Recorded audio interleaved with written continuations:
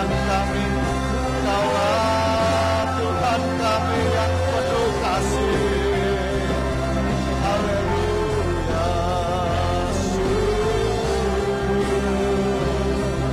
Syukur, syukur, syukur. Haleluya.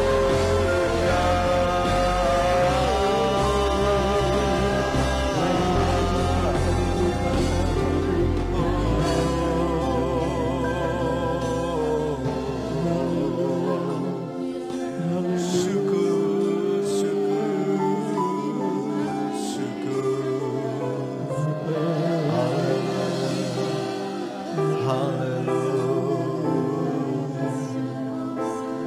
Haleluya.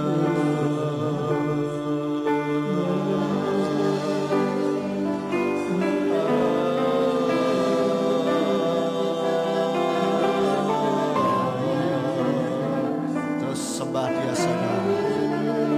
Sembah, ucapkan kata-kata pengakuan bagi Tuhan kita. Jangan ada yang berdiam diri. Sembah. Kita senangkan hatinya. Kita puaskan hatinya. Terpuji namamu Bapa yang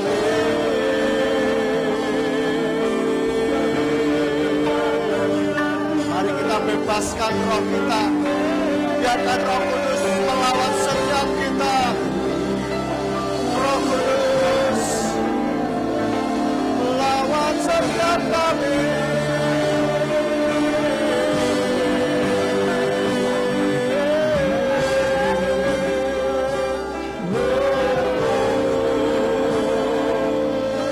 Melawan setiap kami.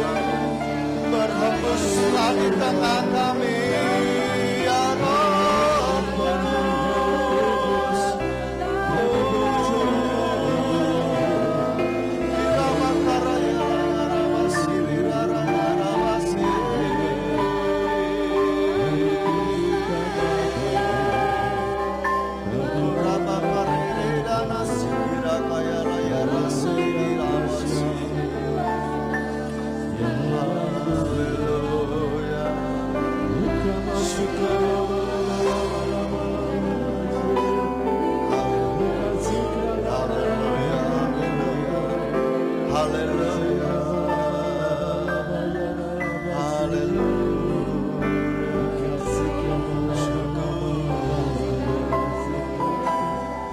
Sungguh kami bersyukur Bapa buat hadirat-Mu. Terima kasih Engkau sudah berkenan untuk ada di tengah-tengah kami. Engkau terus melawat setiap kami ya Bapa. Baik kami yang ada di tempat ini maupun dimanapun kami berada, yang kami menyimak ibadah kami pada saat ini. Kami berdoa biarlah Tuhan terus melawat setiap kami, bekerja di dalam hati dan pikiran kami, sehingga kami boleh semakin memahami apa menjadi kehendak-Mu di dalam kehidupan kami. Dan bila kami hidup di dalam jalan-jalan-Mu ya Bapa, kami mengucap syukur Tuhan. Kami percaya pada saat ini kami yang datang dengan sakit penyakit, Tuhan memberikan kesembuhan ilahi bagi setiap kami. Kami yang datang dengan kelemahan iman, Tuhan memberikan kekuatan yang baru bagi kami. Kami yang datang dengan kebimbangan, keputusasaan, Tuhan memberikan ketetapan hati bagi kami. Tuhan memberikan harapan yang baru bagi kami, sehingga kami pulang tidak seperti kami datang. Kami boleh pulang dan membawa berkat-berkat Tuhan, dan kehidupan kami, rohani kami boleh terus disegarkan di dalam Engkau, sehingga kami boleh mempunyai kehidupan yang berkemenangan di dalam Engkau ya Bapa. Terima kasih Tuhan, terima kasih.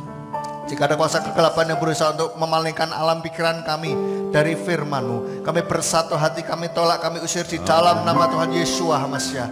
Biarlah kuasa Roh Kudus-Mu terus menguasai tempat ini, kuasai peralatan yang kami pakai, dan kuasai setiap hati dan pikiran kami ya Bapa.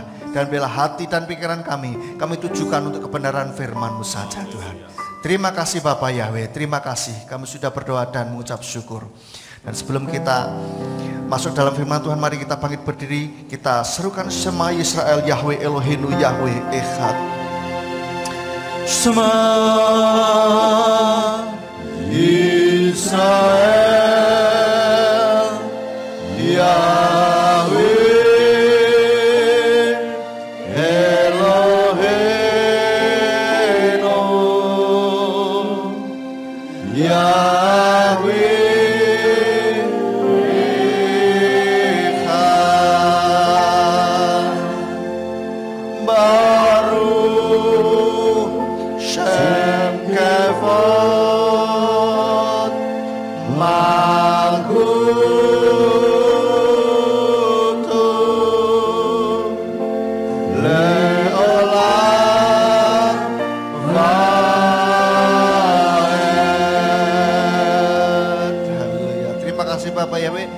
sambut firman pada pagi hari dengan penuh ucapan syukur hanya di dalam nama Tuhan Yesus Masih. Haleluya. Amin. Silakan duduk Bapak Ibu Saudara. Shalom. Apa kabarnya? Wah, haleluya. Kabarnya luar biasa. Wow. Oke, Bapak Ibu Saudara, pada pagi hari ini saya mau ajak kita semuanya untuk belajar kebenaran firman Tuhan. Saya mau ajak kita semuanya untuk lebih lagi meningkatkan iman kita, mengupdate iman kita. Amin. Masih ada sedikit nyambung-nyambungnya dengan yang minggu lalu yang berjudul update iman. Saudara sudah mulai mengupdate iman saudara? Amin. Haleluya. Harusnya terus diupdate dan terus diupdate. Amin. Dan kali ini kita akan bicara tentang next level atau tingkat yang selanjutnya, saudara. Nah, level apa yang perlu ditingkatkan? Pertanyaannya kan begitu, next level apanya yang perlu ditingkatkan? Yang perlu ditingkatkan adalah pemikiran kita, iman kita di dalam Tuhan. Amin. Nah, mari kita lihat dulu ayatnya di dalam Roma 12 ayatnya yang kedua. Roma pasal 12 ayatnya yang kedua. Dan janganlah menjadi serupa dengan zaman ini, tetapi biarlah kamu diubah oleh pembaruan pikiranmu, agar kamu membuktikan apa itu kehendak Elohim yang baik, yang berkenan, dan yang sempurna. Tuhan selalu mengatakan untuk kita bisa mengubahkan baik pikiran maupun iman kita, supaya tidak lagi sama seperti yang dulu, tidak lagi sama seperti yang kemarin-kemarin. Tuhan menghendaki supaya pikiran kita diperbarui dari hari lepas hari. Artinya kalau ada pemikiran yang tidak tepat, tidak sesuai dengan firman Tuhan, kita bersedia diubah gitu loh saudara. Ya, kita bersedia untuk direvisi, bersedia untuk ditegur dan dikoreksi. Saudara bersedia? Harus kita membuka pikiran kita. Jadi kita punya pikiran yang selama ini kita ada, ini coba kita bandingkan dengan yang firman Tuhan kita. Kalau cocok lanjutkan, kalau tidak cocok dicocokkan. Siapa yang harus mencocokkan? Firman Tuhan atau pikiran kita? Pikiran kita yang dicocokkan, bukan yang firman Tuhan dicocokkan dengan pikiran kita. Jadi pikiran kita coba kita sesuaikan, kita samakan dengan apa yang sudah tertulis begitu. Nah, untuk naik ke tingkat yang berikutnya, ini memerlukan pemikiran yang baru. Selalu, saudara, selalu memerlukan pemikiran, tingkat pemahaman yang berbeda, yang baru, saudara. Dulu ketika kita sekolah, naik dari kelas 1 ke kelas 2, itu pola pikirnya harus mulai berubah lagi. Kelas 2 ke kelas 3 dan seterusnya. Apalagi kalau sudah mulai beda jenjang, tadinya SD ke SMP. Dari kelas 6 naik ke kelas 7. Itu, atau sekarang kelas 7 ya, dulu namanya kelas 1 SMP. Itu pemikirannya harus sudah mulai berbeda. Harus mulai disesuaikan. Sekarang saya ini sudah SMP, sudah tidak SD lagi. Jadi kalau mainan ya jangan seperti anak SD lagi, kejar-kejaran sana sini ya kan, yang enggak seperti itu. Dulu saya ingat waktu kelas 1 SMP juga begitu, guru saya bilang, kalian tuh sudah SMP loh ya, sudah mulai remaja. Jadi kalau mainan harus yang apa namanya, yang sesuai lah gitu ya. Bukan berarti kalau SMP nggak boleh kejar-kejaran juga, tetapi kisah apa namanya, sifat-sifat SD itu ditinggalkan gitu. Mulai pemikiran yang baru, sekarang SMP. Nanti kalau sudah lulus SMP, naik ke SMA juga begitu. Sekarang saya sudah SMA, bukan lagi SMP. Sudah mulai besar, sudah mulai dewasa. Dan juga apapun yang kita lakukan, kita sudah mulai dikasih warning gitu. Saya ingat betul waktu SMP itu ada pendidikan tentang seksualitas begitu. Bahwa guru saya katakan bahwa begini, secara biologis kalian sudah bisa jadi orang tua, tetapi secara mental masih belum. Maka dari itulah kalau bergaul harus hati-hati. Harus kalau misalkan punya pacar pun juga harus menjaga diri.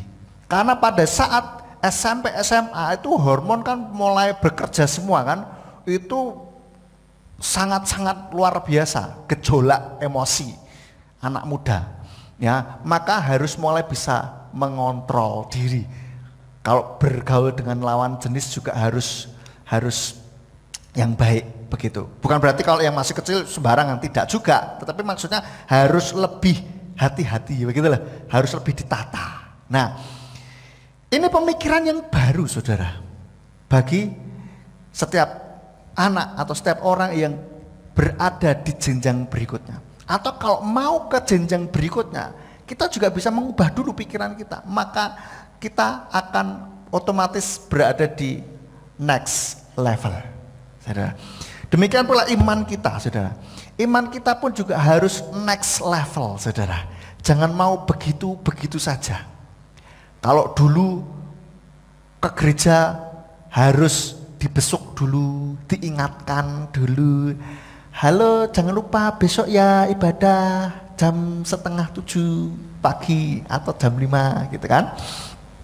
Tidak perlu diingatkan, datang. Terus kalau sudah mulai otomatis datang. Nah, jangan cuma datang saja, tetapi harus dengan sungguh-sungguh. Nah, kalau sudah mulai aktif sungguh-sungguh ke gereja, terus mulai diajak, wah ini kok sudah aktif ke gereja ya, diajaklah mungkin dijawil, ayo kamu ikut pelayanan apa enggak, kan gitu. Nah, kalau mau ikut pelayanan, ayo. Nah, ini ada sebuah jenjang yang selanjutnya. Bukan berarti terus yang di sini sudah melayani ini iman rohaninya tuh lebih next level daripada yang tidak melayani, bukan. Tetapi maksudnya adalah harusnya ada sebuah kemajuan gitu loh. Yang di sini misalkan kalau dibandingkan imannya, apakah selalu bisa lebih tinggi dari yang tidak melayani? Belum tentu saudara, belum tentu. Maka dari itu mari saya ajak untuk kita semua, kita cek diri kita sendiri. Apakah iman kita ini masih sama seperti yang dulu? Ataukah tidak? Diperlukan lebih lagi saudara.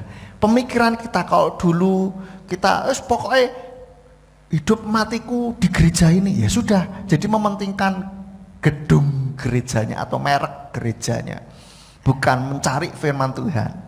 Itu sekarang harus mulai diubah. Kalau dulu ke gereja mau cari jodoh, cari rekanan, cari koneksi, sekarang cari Tuhannya. Kalau dulu cari berkatnya, cari mujizatnya, sekarang cari Tuhannya. Amin. Harus sungguh-sungguh di dalam Tuhan, karena kita akan lihat betapa ngerinya di akhir zaman ini kalau kita tidak sungguh-sungguh, kalau kita tidak berusaha untuk membuat iman kita menjadi next level, saudara.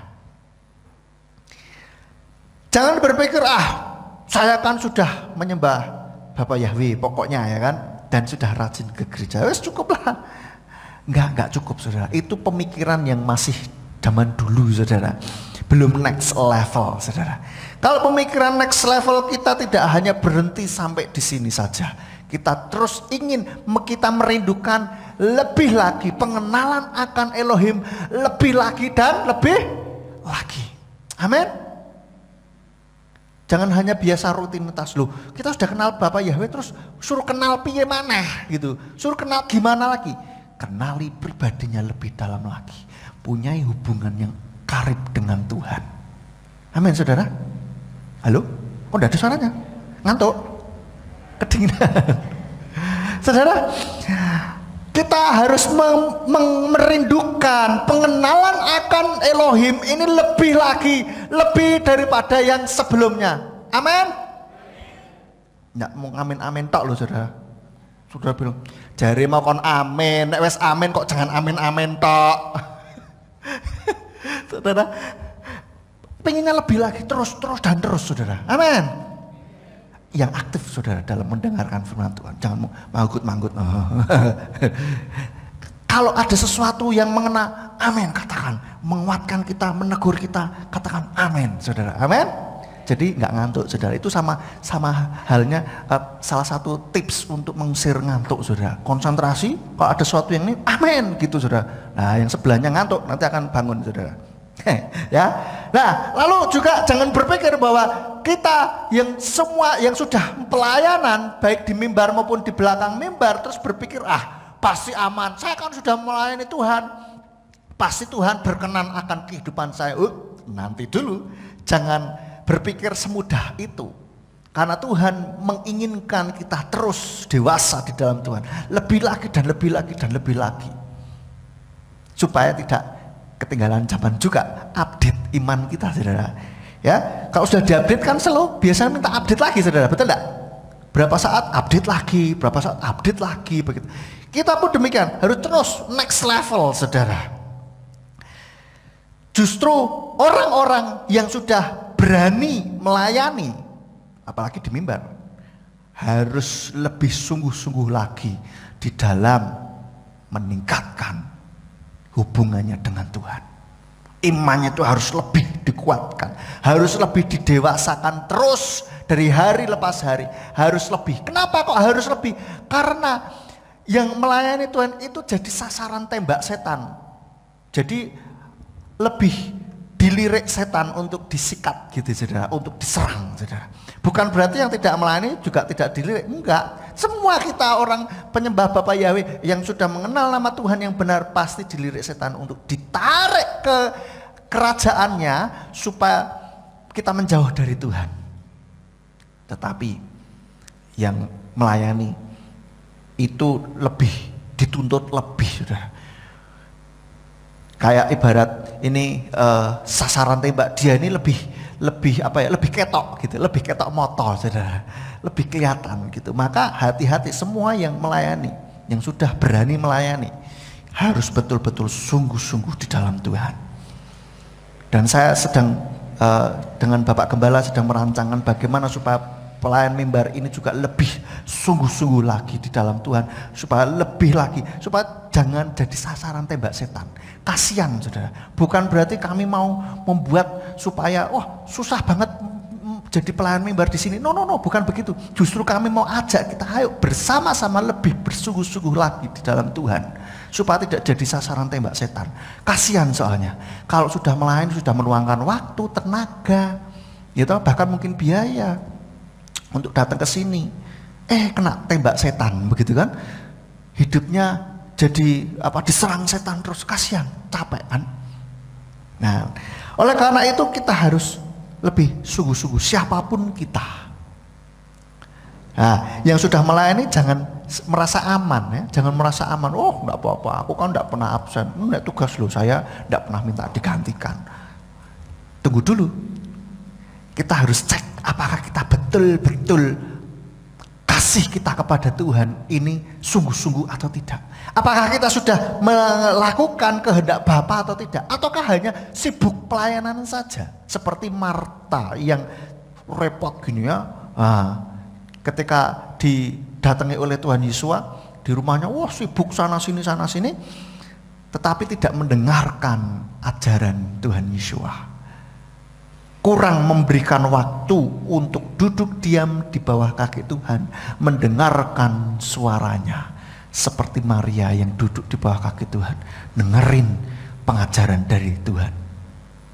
Jangan sampai seperti di dalam Matius 7 ayat 21, Matius 7 ayat 21 sampai 23 ini tergenapi. Jangan sampai ya, dikatakan begini, bukan setiap orang yang berkata kepadaku Tuhan, Tuhan, dia akan masuk ke dalam kerajaan surga, melainkan dia yang melakukan kehendak Bapakku yang di surga. Banyak orang kan berkata kepada hari itu, Tuhan, Tuhan, bukankah dalam namamu kami telah bernubuat, dan dalam namamu kami mengusir roh jahat, dan dalam namamu kami melakukan banyak mujizat? Dan pada waktu itu aku akan mengatakan kepada mereka, aku tidak pernah mengenal kamu. Enyahlah dariku, hai kamu yang mengerjakan kejahatan. Tuhan menginginkan kita untuk kita bisa melakukan kehendak Bapa. Apa saja kehendak Bapa? Ya apa yang tertulis di dalam firman Tuhan. Hidup kita terus dipenuhi oleh kasih Tuhan. Hidup kita semakin menginginkan Tuhan di dalam setiap harinya. Apapun yang kita lakukan, kita ujung-ujungnya untuk kemuliaan nama Bapa Yahweh. Siapapun kita. Ini dikatakan tadi, bukankah kami sudah bernubuat demi namamu, mengusir setan demi namamu, melakukan banyak mujizat demi namamu. Ini kalau bukan orang yang sudah melayani, siapa? Siapa lagi? Ini orang-orang yang sudah melayani. Jangan sampai telat sadarnya, dipikir wah saya sudah aktif. No. Kita harus cek terus diri kita, apakah kehidupan kita berkenan di hadapan Tuhan? Apakah kehidupan kita ini sesuai dengan firman Tuhan atau tidak? Ataukah hanya rutinitas, pokoknya ke gereja jadi orang baik cukup? Apakah begitu saja? Tuhan menginginkan kita untuk menjadi orang yang benar. Kalau benar pasti baik. Kalau baik belum tentu benar. Nah, pertanyaannya, mengapa kok harus next level? Kenapa kok kita harus terus menaikkan tingkat iman dan pemahaman pemikiran kita? Kita buka ayatnya di dalam 1 Petrus atau 1 Kepa 2 Petrus 2 Kepa 1 ayat 8. Sebab dengan ada dan berkelimpahannya hal-hal ini pada kamu, ia tidak membuat kamu lamban ataupun mandul dalam pengenalan akan Tuhan kita Yeshua HaMasiah. Saya lebih suka yang untuk ayat ini terjemahannya dari LAI. Sebab apabila semuanya itu ada padamu dengan berlimpah-limpah, kamu akan dibuatnya menjadi giat dan berhasil dalam pengenalanmu akan Yeshua HaMasiah Tuhan kita. Saudara, apa saja yang ada pada kita ini, nanti kita akan sampai ke sana. Kenapa harus naik level atau naik tingkat? Supaya pengenalan akan Tuhan kita dapatkan. Pengenalan akan Tuhan terus kita tingkatkan, saudara. Semakin hari semakin dekat dengan Tuhan, semakin hari semakin mengenal Tuhan. Amin. Jadi sama seperti kita ini bersahabat karib dengan seseorang. Tuhan kita ini adalah Tuhan yang luar biasa, saudara. Tuhan yang rela untuk sudah menjadi seperti manusia. Lalu Tuhan juga bukan Tuhan yang jauh. Tuhan kita adalah Tuhan yang dekat. Bahkan Dia menyebut kita sahabat kalau kita melakukan kebenaran firman Tuhan. Amin. Kalau sahabat kemana-mana itu sering bersama, betul tidak? Menghabiskan waktu bersama, hangout atau jalan-jalan. Kadang-kadang kan kalau dolan carinya apa? Sahabat, teman yang enak, yang klik di hati, betul ya? Nah, kalau kita sudah menjadi sahabatnya Tuhan, maka banyak rahasia-rahasia yang Tuhan akan terus singkapkan kepada kita. Firman-Nya akan terus diungkapkan. Kita akan terus memahami rahasia-rahasia kehidupan ini. Tidak hanya memahami, tetapi kita akan bisa melakukannya dan kehidupan kita otomatis akan berubah. Kehidupan kita akan menjadi lebih baik. Yang kedua, kenapa kok harus naik tingkat? Kita lihat di dalam Efesus 6 ayat 13. Efesus 6 ayat 13. Firman-Nya mengatakan, sebab itu gunakanlah selengkap senjata Elohim supaya kamu dapat dimampukan untuk melawan pada hari yang jahat dan berdiri teguh setelah mengerjakan segala sesuatu. Artinya supaya kita bisa menghadapi musuh dengan baik. Saya jadi ingat kalau kita main game, saudara. Bagi saudara yang tidak main game, saya ceritakan sedikit. Sekarang zaman game online, saudara. Bahkan menjadi mata pencaharian. Bisa, saudara. Bisa untuk hidup, saudara. Kalau benar-benar pro, kalau cuman bisa-bisanan, jangan harap untuk jadi mata pencaharian. Kalau yang benar-benar pro itu akan disewa, akan main di turnamen-turnamen dan hadiahnya nggak main-main, saudara. Padahal cuma bermain tapi hadiahnya nggak main-main, saudara. Ya, kalau di game-game online itu ada upgrade, ya, ada upgrade weapon, upgrade skin. Nah, itu maksudnya mengupgrade, meningkatkan senjata bahkan penampilannya. Supaya apa? Supaya lebih efektif dan efisien dalam menyerang musuh, dalam menghadapi musuh. Nah, dalam kita beriman kepada Tuhan, ini juga diupamakan kita harus mempunyai selengkap senjata Elohim. Maka senjata kita ini harus terus di-upgrade, saudara, untuk menjadi next level, saudara. Supaya segala senjata yang kita kenakan ini lebih efektif dan lebih efisien, lebih kuat lagi di dalam menghadapi musuh. Kalau tamengnya itu lebih kuat lagi. Kalau pedangnya itu lebih tajam lagi, lebih besar lagi. Ya, kalau baju zirah kita ini lebih kuat lagi, lebih tebal lagi, saudara.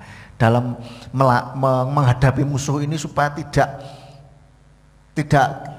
tidak berantakan. Di sini dikatakan supaya kamu dapat dimampukan untuk melawan pada hari yang jahat dan berdiri teguh setelah mengerjakan segala sesuatu. Jadi setelah berperang, setelah menghadapi berbagai tantangan dari kuasa gelap, itu supaya kita ini terus bisa tetap tegak berdiri gitu lah. Enggak terus sama-sama KO, aduh lemes, aduh terus akhirnya loyo dan ke gereja dengan posisi yang capek sekali rohani saya, aduh gitu kan, disegarkan lagi. Itu masih mending, saudara, ke gereja disegarkan lagi. Kalau ke gereja sudah ndak kuat, sudah lemes, sudah lempe-lempe, ya orang Jawa bilang, aduh, terus pulang orang itu apa-apa, tambah lemes lagi, saudara, ya kan? Kita rindukan setiap kita tetap tegak berdiri menghadapi kuasa kegelapan. Amin. Permasalahan boleh datang, tetapi kita akan terus hadapi dan kita akan terus mengalami kemenangan demi kemenangan bersama Tuhan. Itu yang kita rindukan, amin.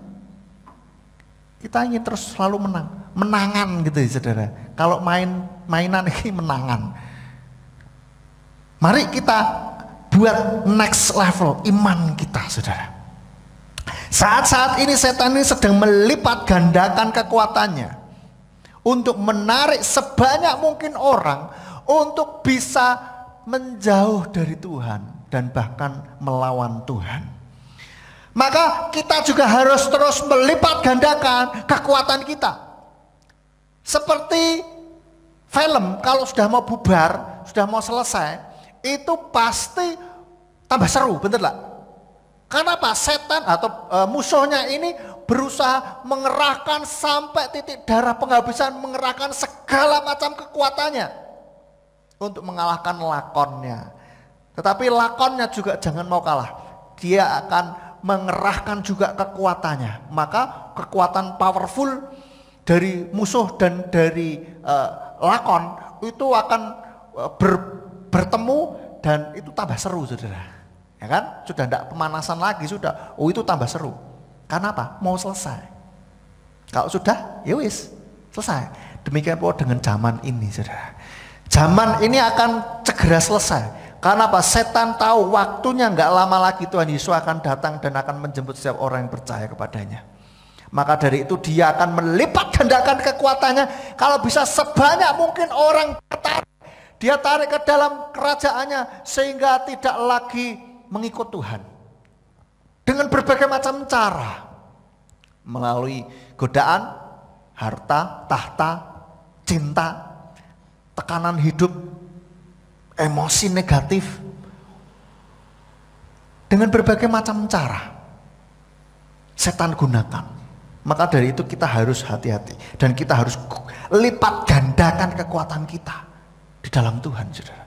Kalau kita hanya santai-santai saja, sudahlah, yang penting hidup saya baik-baik saja. Hati-hati, saudara. Kalau kita merasa hidup kita terus di dalam zona aman, tidak ada kuasa kegelapan yang mampu menyerang. Kita merasa kuat. Nah, hati-hati kalau sudah merasa kuat ini, hati-hati saudara.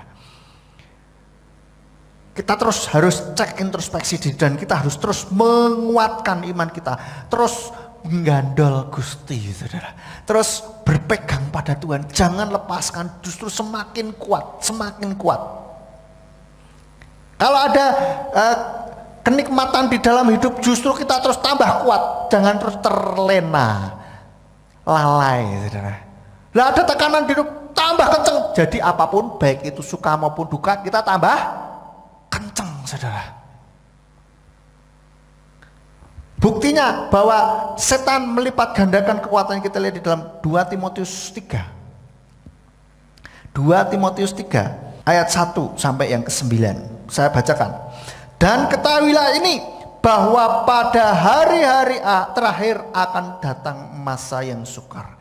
Karena manusia akan menjadi pecinta diri sendiri, pencinta uang, pembual, takabur, penghujat, tidak patuh kepada orang tua, tidak tahu bersyukur, tidak kudus, tiada kasih sayang, tidak mau berdamai, penuduh, tiada kendali diri, ganas, benci akan kebaikan, pengkhianat, ceroboh, pongah, cinta akan kesenangan lebih daripada cinta akan Elohim, sambil mengenakan suatu bentuk kesalehan, tetapi telah memungkiri kuasanya. Dan hindarilah hal-hal ini, sebab dari antara mereka ada yang menyelinap masuk ke dalam rumah-rumah dan sambil memikat wanita-wanita bodoh yang syarat ditimbun oleh dosa, karena dikuasai oleh berbagai keinginan, yang selalu belajar tetapi tidak pernah sanggup untuk sampai pada pengenalan penuh akan kebenaran. Dan seperti cara Yanes dan Yambres menentang Musa, demikian pula mereka ini menentang kebenaran, sebagai orang-orang yang telah dirusak pikirannya, yang tidak tahan uji berkenaan dengan iman. Sebaliknya mereka tidak akan maju lebih jauh lagi, karena kebodohan mereka akan menjadi nyata bagi semua orang, sebagaimana hal itu juga telah terjadi. Saudara sudah melihat hal-hal ini belum di zaman ini? Pecinta diri sendiri, pecinta uang, pembual, takabur. Saudara lihat? Lihat enggak? Lihat, banyak masuk TV saudara. Pamer, ya kan? Oh. Pecinta diri sendiri, egois banget saudara ya. Terus pecinta uang, apapun dilakukan untuk mendapatkan uang. Menghalalkan segala cara, pokoknya dapat duit. Bahkan bantuan untuk COVID pun ditilep, ya kan? Bahkan bantuan untuk korban-korban, katanya mau mengumpulkan dana untuk korban tetapi tidak disalurkan, hanya disalurkan sepersekian saja, ditilep saudara. Terus apa lagi? Banyak, ya kan? Demi uang, orang lain sakit, orang lain menderita, bodoh amat, itu masalah lo, bukan masalah gue, saudara. Yang penting gue dapat duit, saudara. Ngeri saudara, ngeri. Bahkan apa? Pembual takabur. Berapa banyak beberapa waktu lalu, ya kan, di televisi atau di YouTube, pamer saldo di ATM. Hai ganteng, coba lihat saldomu dong. Begitu dilihatkan, jebret, wah, terus langsung dijen pajak. Hai ganteng, ganteng ya. Saldonya ganteng. Tahu maksudnya? Hati-hati, harus bayar pajak dong, ya kan, harta segitu. Saudara, pamer, buat apa sih pamer? Buat apa gunanya? Itu pamer itu untuk mendapatkan pengakuan. Karena apa? Dia nggak percaya diri, dia tidak percaya akan dirinya sendiri, sehingga butuh diakui oleh orang lain dengan cara apa? Pamer, saudara.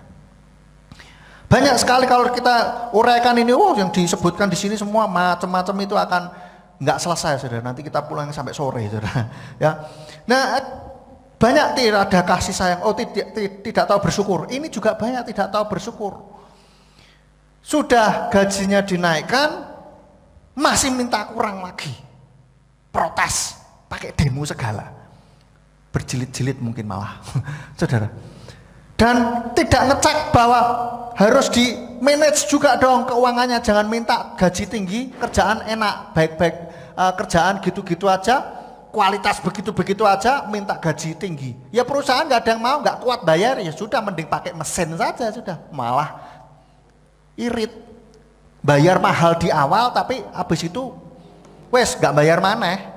Lah ini bayari orang yang tidak tahu bersyukur, sudah dinaikkan gajinya, kinerja nggak beres, protes terus. Sudahlah. Ya. Jadi repot, dan juga tidak tahu bersyukur ini juga akan membuat kita tidak damai sejahtera. Pikiran, ya kan? Kita nggak bisa tidur. Terus apa? Nggak puas terus dalam hidup ini gitu loh. Dan tidak bisa menikmati kehidupan. Dan macam-macam. Kita sudah melihat hal-hal ini, saudara. Itu sudah nyata sekarang ini dan semakin marak, saudara. Betul? Semakin marak. Oleh karena itu kita harus terus menguatkan iman kita, harus memperbesar iman kita. Dan kita harus hati-hati. Sekarang kita lihat di ayat yang ke-8. Perhatikan, ini ada kalimat yang menarik. Dan seperti cara Yanes dan Yambres menentang Musa, demikian pula mereka ini menentang kebenaran sebagai orang-orang, perhatikan ini, yang telah dirusak pikirannya, saudara, yang tidak tahan uji berkenan dengan iman. Jadi yang dirusak adalah pikirannya. Oleh karena itu jagai pikiran kita. Maka dari itulah pikiran kita ini diisi saja dengan firman Tuhan sebanyak-banyaknya, digelontor firman Tuhan sebanyak-banyaknya. Kita renungkan firman Tuhan, kita pelajari firman Tuhan, baca kitab suci terus, saudara. Apalagi ketika mau tidur, ngantuk-ngantuk itu, bacalah firman Tuhan, renungkan firman Tuhan, renungkan kasih Tuhan, saudara. Itu supaya pikiran kita ini nggak dirusak. Kalau pikiran kita sudah dirusak, ngeri, saudara. Kita akan melihat orang bisa melakukan banyak hal-hal yang tidak masuk di akal. Kalau pikirannya sudah dirusak, kita akan bisa melihat banyak orang, ya, kalau pikiran sudah rusak, seperti orang kadang-kadang kan ya ketawa-ketawa sendiri, diajak ngomong nggak nyambung, itu pikiran sudah rusak, saudara. Nah, kalau dalam hal ini pikiran rusak bukan begitu. Pikiran rusaknya yang kita maksud di sini ada pikirannya itu sudah mulai tidak lagi berdasar pada firman Tuhan, kebenaran firman Tuhan, tetapi mulai meragukan firman Tuhan. Ada yang bilang gini, kalau Tuhan baik, kenapa masalah saya nggak selesai-selesai? Kalau Tuhan baik, kenapa doa saya tidak dijawab? Kalau Tuhan baik, kenapa ada penderitaan? Bingung, wah, gimana ya? Wah, apakah benar Bapak Yahweh itu? Saya sudah setia, ya. Kenapa masih mengalami permasalahan? Lu namanya orang hidup ya masih mengalami permasalahan toh. Kalau sudah tidak hidup itu tidak ada masalah, karena sudah disamain.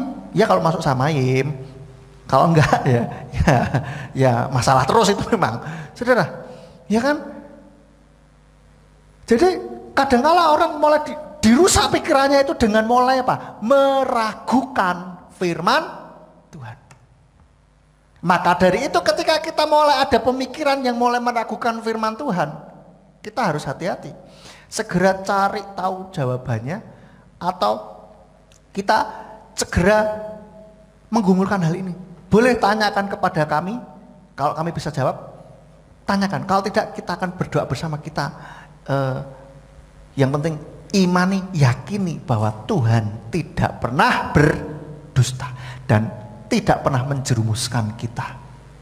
Firman-Nya mengatakan apa?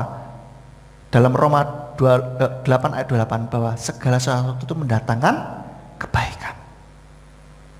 Itu kebenarannya. Kalau ada pertanyaan, kalau mendatangkan kebaikan, kenapa kok begini saya alami? Saya mengalami masalah begini-begini. Kebenarannya adalah semua mendatangkan kebaikan bagi setiap orang yang mengasihi Tuhan. Berarti kalau pas kita belum bisa mengerti, mendapatkan apa yang baik, berarti kita harus cek apakah kita ada yang salah dalam diri kita, gitu loh. Atau mungkin kita memang belum paham ada maksud Tuhan di balik ini semua, gitu loh. Jadi hati-hati, yang dirusak itu pikirannya, seperti Yanes dan Yambres itu. Kita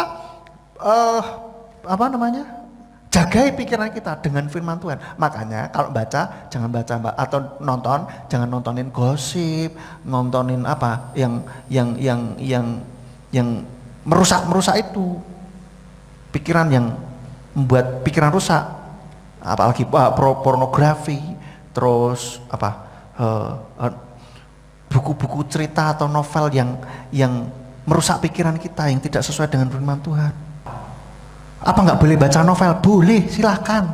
Tapi pilih-pilih, jangan asal, gitu loh. Nontonnya nonton horor, habis itu mau tidur nonton bioskop horor, nonton bioskop malam-malam ya kan, horor. Bayar kok ditakut-takuti. Bayar itu untuk terhibur, bukan untuk ditakuti. Saya heran juga orang-orang pada seneng. Itu bisa merusak pikiran kita. Artinya begini, yang tadinya kita ndak pikir macam-macam, ke belakang aja, malam-malam ingat, jangan-jangan nanti tahu-tahu muncul di balik pintu kamar mandi. Kalau mau masuk pintu kamar mandi dilihat. Itu kenapa? Sudah terngiang-ngiang di pikiran karena film horor itu loh. Biasanya santai aja, malah jadi gitu. Nah, ini saudara. Dan juga ketika mendengarkan khotbah juga kita cek. Selalu saya bilang, selalu cek apakah yang disampaikan ini sesuai dengan firman Tuhan atau tidak. Kalau tidak sesuai, hati-hati. Jangan dipercaya. Pokoknya dicek, diuji di dalam firman Tuhan. Supaya pikiran kita tidak dirusak. Berapa waktu lalu saya katakan toh, ada orang yang percaya akan perkataan hamba Tuhan yang sedang khotbah, bilang pernikahan itu adalah medan perang. Loh, ini bahaya saudara. Dan ada yang meyakini itu saudara. Perkataan pendeta, katanya seorang pendeta. Dia nonton di YouTube. Hati-hati makanya. Sesuai nggak dengan firman Tuhan? Nah, nek pernikahan itu medan perang, saudara. Perang terus tiap hari. Iya kan? Saya bilang kalau saya nggak mau, Tuhan menciptakan, menginisiasi pernikahan itu dari Tuhan. Itu kudus adanya. Dan itu untuk menggenapi rencana Tuhan. Amin. Gitu. Terus ada yang bilang kalau saudara menderita, berbahagialah karena tandanya orang-orang yang dipilih oleh Tuhan adalah tahan menderita. Berarti kalau tidak menderita tidak dipilih. Oh, hati-hati loh saudara. Ya kan? Ya maksudnya pendeta itu pendeta wanita, saya bilang pendeti. Itu maksudnya baik untuk ayo kalau sedang mengalami permasalahan jangan lemah, tetap kuat pada Tuhan. Tapi bukan begitu caranya ngomong. Kalau saya kan bisa ditangkap kalau menderita itu orang pilihan. Berarti kalau tidak menderita tidak pilihan. Berarti kalau tidak ada penderitaan, aku bener enggak ya? Terus harusnya menderita ini. Wah, terus akhirnya cari-cari tuh saya karena pikiran kita ini pikiran harus menderita. Akhirnya apa? Suatu saat menderita begitu. Kalau sudah menderita, berarti ini saya sudah dipilih Tuhan ini. Hati-hati loh saudara. Ya, makanya setiap kali dengerin khotbah itu dicek sesuai dengan firman Tuhan apa enggak, gitu loh. Jangan asal ditelan aja. Ini tapi pendeta yang terkenal loh, di mana-mana di-share videonya. Enggak peduli siapa yang terkenal pun, kalau enggak sesuai dengan firman Tuhan jangan dipercaya. Hati-hati. Ya, rusak nanti pikiran kita. Yang ketiga, maka dari itulah bacalah firman Tuhan. isi terus pikiran kita. Yang ketiga, mengapa harus terus naik tingkat? Dalam 1 Kepa 4 ayat 17 dan 18. 1 Kepa 4 ayat 17 sampai 18. Sebab ini saatnya untuk memulai penghakiman dari bait Elohim. Dan jika pertama-tama dari kita, bagaimanakah akhirnya dengan mereka yang tidak taat kepada Injil Elohim?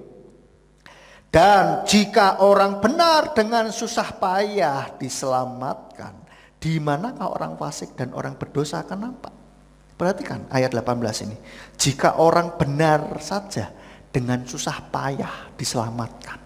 Artinya orang benar pun harus terus berjuang, saudara. Bagaimana dengan orang yang tidak benar? Yang kehidupannya asal hidup, saudara. Maka kita harus bersungguh-sungguh betul-betul di akhir zaman ini. Nggak usah neko-neko lah, nggak usah macem-macem. Wow, saya biar viral, saya mau ini biar menikmati sensasi kehidupan. Nggak usah sensasi-sensasinan lah, sudah. Ini sudah akhir dari akhir zaman. Ini mah bubar gitu loh. Tuhan Yesus mau datang, sudah nggak usah neko-neko gitu. Wes lempeng-lempeng aja. Wah, nggak menikmati hidup. Justru itulah cara kita menikmati kehidupan. Hidup nggak macam-macam. Proteksi Tuhan selalu ada. Amin. Kita tidak keluar dari kebenaran firman Tuhan, tidak keluar dari kasih Tuhan. Nah, sudah benar-benar di dalam kebenaran firman Tuhan kok coba-coba iseng keluar. Aku pengen ngerasa Mas. Ngerasa nek apa namanya keluar dari firman Tuhan itu bagaimana? Membalas dendam itu rasanya gimana? Saya pengen Mas ngerasakno selingkuh Mas. Sensasinya tuh gimana? Saya pengen Mas ngerasakno mabuk ki piye Mas? Loh, kok iseng-iseng gitu saudara? Lah nek pas iseng Tuhan Yesus datang piye? Lah pas mabuk Tuhan Yesus datang, wah wis repot saudara. Lah pas selingkuh Tuhan Yesus datang, repot saudara. Maka dari itu sudah nggak usah macam-macam, nggak usah neko-neko. Wah kan perlu petualangan Mas. Petualangan bukan begitu caranya. Itu cari penyakit, saudara. Ya, wes nggak usah macam-macam lah. Kita tingkatkan saja iman kita lebih sungguh-sungguh lagi. Lawang kita sungguh-sungguh. Ini dikatakan orang benar dengan susah payah diselamatkan. Dia orang benar harus sungguh-sungguh. Lah kok kita mau coba-coba untuk tidak jadi orang benar?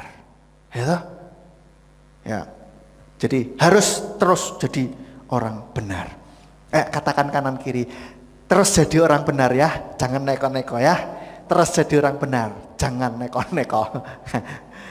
Terus pertanyaan yang terakhir, terus bagaimana meningkatkan iman kita? Bagaimana kita membuat diri kita menjadi next level? Yang pertama kita lihat di dalam 2 Kepa.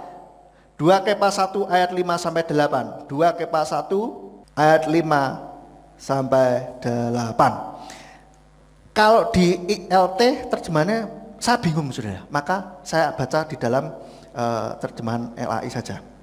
Karena itu kamu harus dengan sungguh-sungguh berusaha untuk menambahkan kepada imanmu kebajikan, dan kepada kebajikan pengetahuan, dan kepada pengetahuan penguasaan diri, dan kepada penguasaan diri ketekunan, dan kepada ketekunan kesalehan, dan kepada kesalehan kasih akan saudara-saudara, dan kepada kasih akan saudara-saudara kasih akan semua orang. Artinya kita terus tambahkan, iman kita terus tambahkan. Ya, ditambahkan apa? Kebajikan. Kebajikan ini kebaikan, saudara. Tidak hanya kebaikan toh, tapi juga harus berpengetahuan, saudara. Artinya apa? Kita harus memahami firman Tuhan. Paling tidak kita ngerti kalau orang ngomong apa ini itu, oh ini kisah yang itu, oh ini kebenaran yang itu, gitu loh, saudara. Tidak harus dihafal juga, gitu kan? Pokoknya kita ngerti intinya, kan? Tuhan Yesus juga ngomong ada tertulis, tidak ngomong di dalam kitab Yesaya pasal sekian ayat sekian, kan enggak ada tertulis. Pandai kita hafal bunyinya saja. Kalau mau cari alamat ayat gampang, sekarang ada aplikasi di HP, tinggal cari kata kuncinya, jebret, ketemu saudara. Ya, jadi pengetahuan itu akan baik tentang kebenaran firman Tuhan maupun kepada kehidupan yang sehari-hari kita. Ditambahkan pengetahuan itu. Jadi iman kita nggak iman buta, nggak wis pokoknya. Kalau mempertanyakan Kok Pak, kenapa ayat ini dengan ayat itu kayaknya kok bertentangan ya? Pokoknya nggak boleh ditanyakan. Bukan, iman kita kekristenan tidak seperti itu. Silakan tanyakan. Ya, kok bikin bingung ya? Kita tanyakan. Nah, bisa saja itu salah terjemahan dan seterusnya, saudara ya.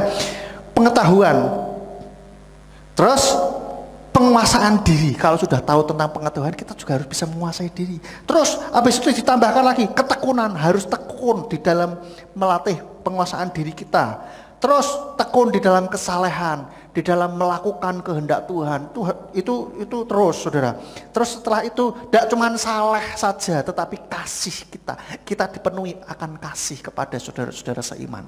Terus tidak cuma saudara-saudara seiman tok, kita juga bisa mengasihi semua, baik yang tidak seiman, bahkan musuh kita, yang memusuhi, maksudnya kita kan tidak menjadikan musuh. Orang yang memusuhi kita kasihi mereka. Ini loh saudara, harus terus naik terus. Ya, kita tambahkan ini iman kita. Lalu yang kedua, lakukan firman Tuhan. Di dalam Matius 7 ayat 24 sampai 25. Matius 7 ayat 24 sampai 25 katakan, oleh karena itu setiap orang yang mendengar perkataanku ini dan melakukannya, aku akan menyamakan dia dengan seorang yang bijaksana yang telah membangun rumahnya di atas batu karang. Dan turunlah hujan dan datanglah banjir dan bertiuplah angin dan semua melanda atas rumah itu dan dia tidak runtuh karena dia telah dipondasikan di atas batu karang. Artinya ketika kita melakukan kebenaran firman Tuhan, kita ini sedang menaruh pondasi iman kita di atas batu karang yang teguh, bukan di atas pasir. Kalau kita terus melakukan kebenaran firman Tuhan dari yang kecil, dari yang kita bisa, dan terus kita latih untuk yang belum kita bisa, supaya kita terus bisa, akhirnya menjadi bisa melakukan kebenaran firman Tuhan itu, maka kita terus firm, iman kita kuat, tegak berdiri, teguh. Oh, ada badai, wah, enggak akan menggoncangkan iman kita. Digoda harta, tahta, dan cinta, menter aja, nggak mempan. Digoda dengan tekanan hidup, kekhawatiran hidup, orang ketakutan. Mungkin zamannya COVID kapan hari itu awal-awal yang meledak itu, wah, semua orang takut, kita tidak takut. Kesusahan berbagai macam, kita tidak takut. Kita tetap kuat. Dianiaya karena kebenaran, kita tetap kuat, saudara. Dengan emosi negatif, wah, gesekan dengan teman saudara, dengan sesama saudara seiman, kita tidak terus-terusan menyimpan sakit hati, saudara. Emosi negatif yang ada itu kita tidak simpan terus sehingga terus menggerogoti jiwa kita, menggerogoti hati dan pikiran kita. Itu kalau disimpan terus bisa kayak virus loh, saudara. Sakit hati, mas, nek kelingan mas, wah, ngeri mas. Sakit hatiku, terus nangis kelingan lagi, toh saudara, kelingan lagi, itu belum beres berarti, saudara, masih disimpan. Nah, terus bagaimana untuk kita bisa mengampuni? Terus isi hatimu dengan kasih Tuhan. Tuhan, penuhi hatiku dengan kasih-Mu untuk bisa mengampuni orang itu. Bayangkan kita dipenuhi oleh kasih Tuhan, kita bisa saja ngomong, ayo yang sakit hati, kita bayangkan ada kasih Tuhan membanjiri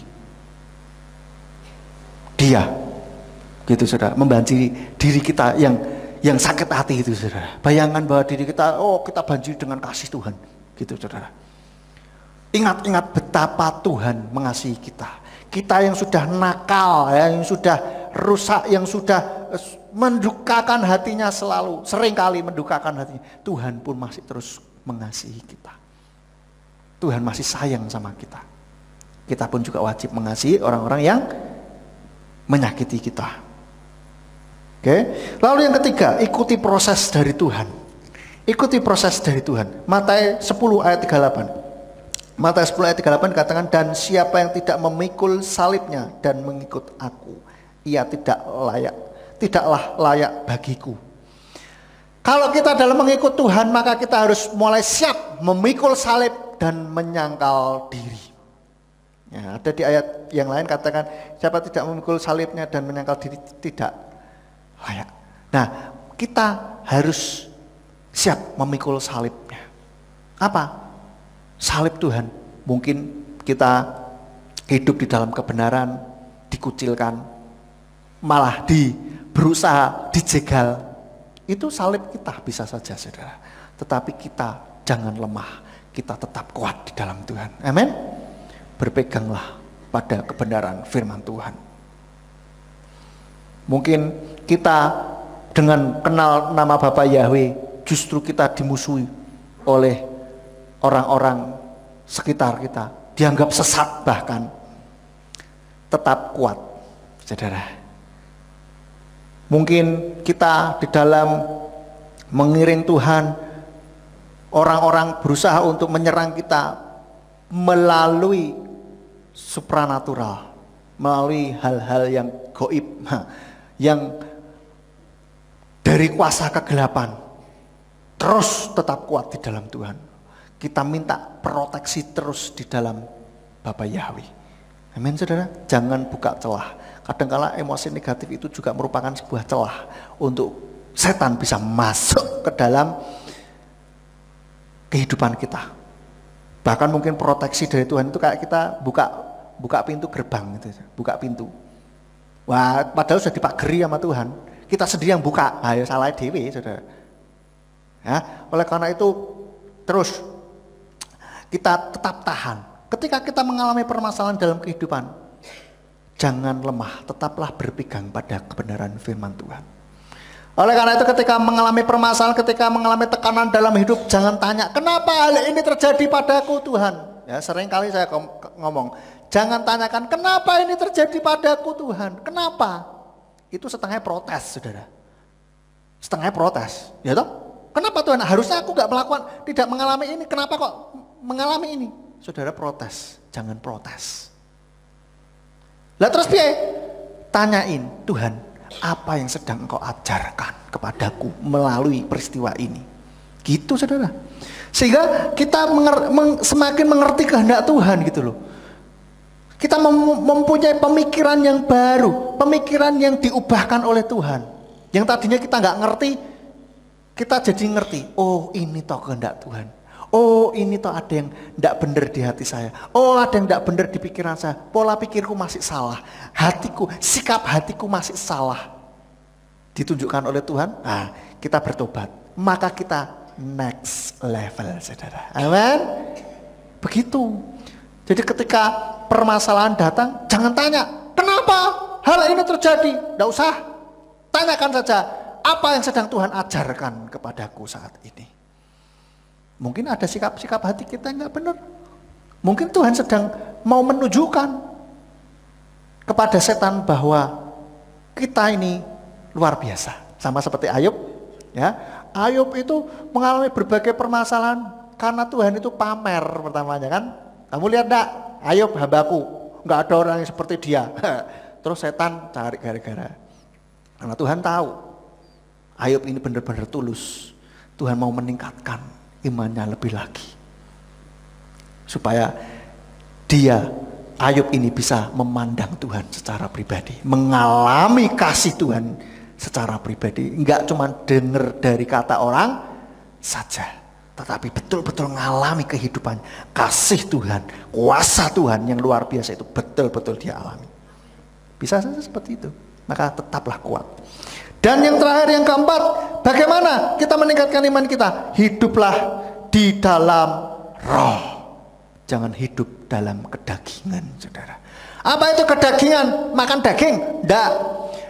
Hidup dalam kedagingan itu kita mengikuti hawa nafsu kita, saudara.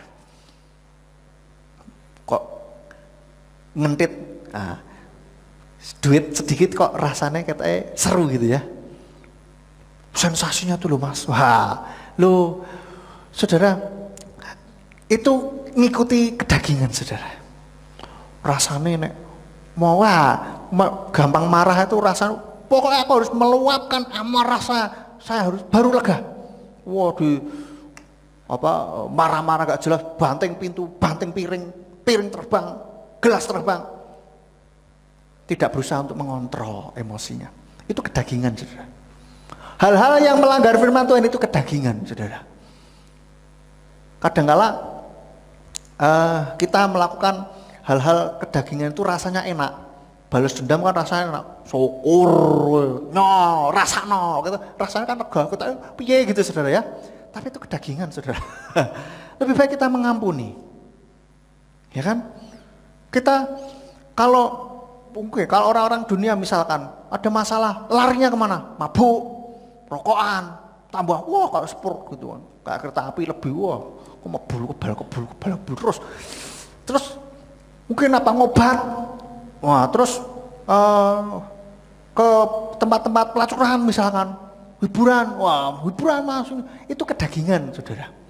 Ada banyak hal-hal yang lain yang tidak sesuai dengan kebenaran firman Tuhan yang merupakan kedagingan. Tapi kita hiduplah di dalam roh. Bagaimana hidup dalam roh itu? Di dalam Efesus 5 ayat 15 sampai 21. Kita lihat Efesus pasal 5 ayat 15 sampai yang ke-21. Karena itu perhatikanlah dengan seksama bagaimana kamu hidup. Janganlah seperti orang bebal, tetapi seperti orang arif. Dan pergunakanlah waktu yang ada, karena hari-hari ini adalah jahat. Sebab itu janganlah kamu bodoh, tetapi usahakanlah, perhatikan ini, usahakanlah supaya kamu mengerti kehendak Tuhan. Dan janganlah kamu mabuk oleh anggur, karena anggur menimbulkan hawa nafsu. Tetapi hendaklah kamu penuh dengan roh. Dan berkata-katalah seorang terhadap yang lain dalam mazmur, kidung puji-pujian dan nyanyian rohani. Artinya apa? Kita terus bernyanyi. Nyanyinya nyanyian rohani, saudara. Jangan nyanyian rohana. Kita nyanyikan nyanyian rohani selalu. Ya, nyanyikan nyanyian rohani, bermazmur bagi Tuhan. Lagi masak bermazmur, lagi nungguin customer bermazmur. Gitu, saudara, itu hidup dalam roh. Terus bernyanyi dan bersoraklah bagi Tuhan dengan segenap hati. Tuh, saudara, bernyanyi bersorak bagi Tuhan dengan segenap hati. Maka ketika kita memuji Tuhan, puji-pujian, bernyanyilah dengan sungguh-sungguh. Nek mau goyang-goyang saja, saudara, ndak usah malu-malu. Nek kondangan aja, ayo dangdutan, melok goyang, jangan malu-malu kalau buat Tuhan. Amin. Halo? Iya, nggak usah malu. Aku wis tua, Mas. Loh, nggak peduli sudah tua atau masih muda, ya. Tua maupun muda sama di depan Tuhan. Amin. Itu hanya umur itu hanya hanya angka. Age is just a number, saudara, katanya. Nggak laki-laki, nggak perempuan, kalau kita mau bergoyang bagi Tuhan, maka Tuhan akan disenangkan oleh kita. Mulai sekarang mau, saudara, kalau puji-pujian ndak mau keplok tok ngono lho. Nek misalkan mau nari angkat tangan tuh monggo, saudara, monggo kerso. Amin. Kita bebaskan Roh Kudus untuk melawat setiap kita. Amin. Siapa tahu yang tadinya rematik goyang, rematik kok hilang. Nah, saudara, bisa saja seperti itu. Amin. Ya, jangan malu-malu dalam bergoyang bagi Tuhan. Wah, isin Mas mau di sini sin. Nek sing ono sing ngisin-ngisin, saudara. Kalau ada ngisin-ngisini, ya. Kowe mau goyangane wagu gitu. Nah, ngomong sama saya, saudara. Ya biar toh orang goyang mau suka-suka dia. Yang penting dari hati untuk Tuhan. Amin. Bukan untuk pamer, bukan untuk apa-apa. Ini loh, hidup dalam roh salah satunya seperti itu. Bernyanyi, bersoraklah bagi Tuhan dengan segenap hati. Terus, ucaplah syukur senantiasa atas segala sesuatu dalam nama Tuhan kita Yesus Masiah. Oh, ini saya bacanya dari LAI, maaf saudara. Nah, saya bacakan, dengan mengucap syukur senantiasa atas segala sesuatu dalam nama Tuhan kita Yesus Masiah kepada Elohim dan Bapa. Mengucap syukur senantiasa. Hidup dalam roh itu salah satunya juga kita terus mengucap syukur. Jadilah kita orang-orang yang ahli syukur, saudara. Ahli dalam bersyukur. Harus biasakan bersyukur. Bersyukur untuk apapun, saudara. Kita bisa bernapas dengan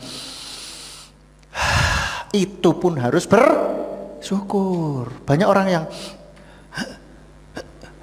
itu susah saudara. Bersyukur, apapun yang kita alami bersyukur.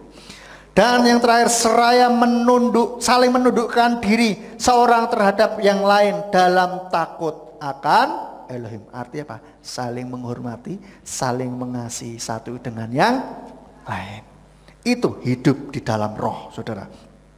Maka dari itu, saudara, mari tingkatkan iman kita sehingga kita terus menjadi next level. Sehingga kita dalam menghadapi tantangan kuasa kegelapan, kita melawannya dengan efektif dan efisien. Kita terus hidup di dalam berkemenangan. Amin. Mari kita tundukkan kepala kita, bangkit berdiri, kita pujikan Bu Ruah Elohim. Dan saya serahkan kepada Bapak Gembala. Bu Ruah Elohim,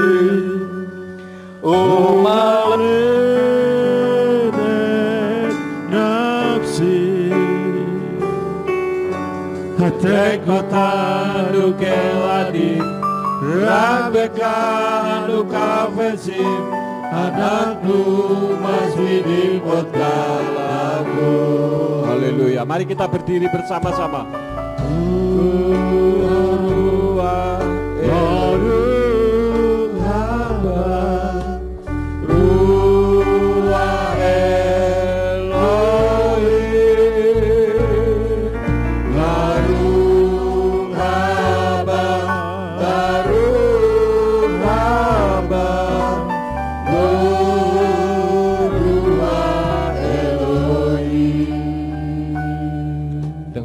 Ucapan syukur pada pagi hari ini kami datang kepada Tuhan. Engkau mengajar kepada kami supaya di dalam kehidupan kami terjadi peningkatan iman, sehingga kami tidak hidup melakukan sensasi-sensasi negatif, tetapi kami melakukan bagi kemuliaan nama-Mu. Ampuni Tuhan apabila di dalam kehidupan kami seringkali kami mengecewakan Engkau.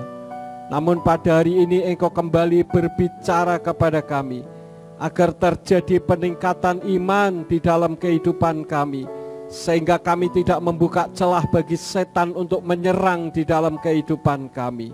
Berkati Simeon Sulistyo yang telah menyampaikan isi hati-Mu. Beri hikmat akal budi, singkapkan rahasia-rahasia yang ada di dalam firman-Mu, supaya kami dapat memahami dan mengerti kehendak-Mu. Terima kasih Bapa. Kami mengucap syukur demi nama Adonai Yeshua HaMashiach. Haleluya. Semua yang percaya katakan amin. Kan akhiri, mari kita tundukkan kepala, kita berdoa. Dengan penuh ucapan syukur kami datang kepada Tuhan.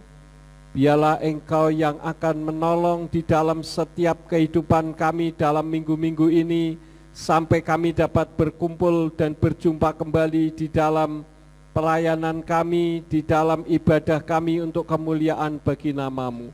Sekali lagi berkati firman-Mu yang sudah ditaburkan untuk tertanam di dalam setiap hati kami, supaya kehidupan kami semakin berkenan di hadapan Tuhan. Berkati Radio Surya Kebenaran, supaya radio ini terus menjangkau jiwa-jiwa untuk kemuliaan bagi nama-Mu. Kalau sebentar kami akan meninggalkan tempat ini, kirim malaikat Tuhan untuk menjaga melindungi kami, tibakan di rumah masing-masing dengan selamat. Dan sesampainya di rumah, jika umat-Mu ada yang akan melakukan aktivitas dalam kehidupan mereka, apa saja yang diusahakan dan dikerjakan yang tidak bertentangan dengan firman-Mu, kiranya dibuatnyalah oleh Engkau berhasil, supaya dengan keberhasilan itu dapat dikembalikan lagi guna hormat dan kemuliaan bagi nama-Mu. Berkati semua yang sudah ambil bagian di dalam pelayanan pada hari ini. Engkau pakai semakin hari semakin heran. Terima kasih Bapa. Semua tangan-tangan yang sudah berkorban untuk radio, Engkau yang akan mengembalikan dengan berlipat kali ganda. Terima kasih Bapa. Sekarang berkatilah kami, karena kami siap menerima berkat daripada-Mu. Mari kita angkat kedua belah tangan kita untuk menerima berkat Yahweh. Yevarcha Yahweh wayis mereka. Yahweh memberkati engkau dan memelihara engkau. Yaer Yahweh pana oleh kawikuneka. Yahweh menyinari engkau dengan wajahnya dan memberi engkau anugerah. Yisa Yahweh pana oleh Yashem leka shalom. Yahweh menghadapkan wajahnya kepadamu dan memberi engkau damai sejahtera. Diberkatilah engkau di kota dan diberkatilah engkau di ladang.